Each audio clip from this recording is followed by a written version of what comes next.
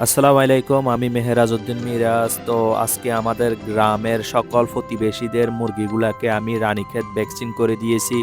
যে ভাইরাসটার মাধ্যমে একটা মুরগি আক্রান্ত হলে তাকে আর কখনো বাঁচানো যায় না, সে জিমনি দিয়ে মারা যায়। তো ওই ধরনের একটা ভ্যাকসিন আজকে আমার মুরগির জন্য আনছি।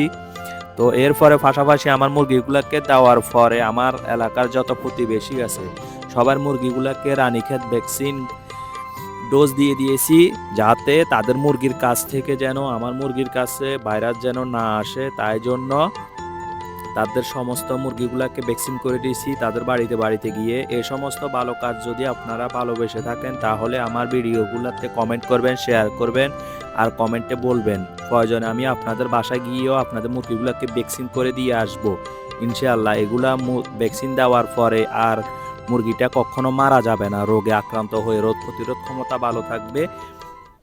বড় ধরনের কোনো রোগ আসলে মুরগিকে অ্যাটাক করতে পারবে না, ওই জন্য ভ্যাকসিনটা করা লাগে।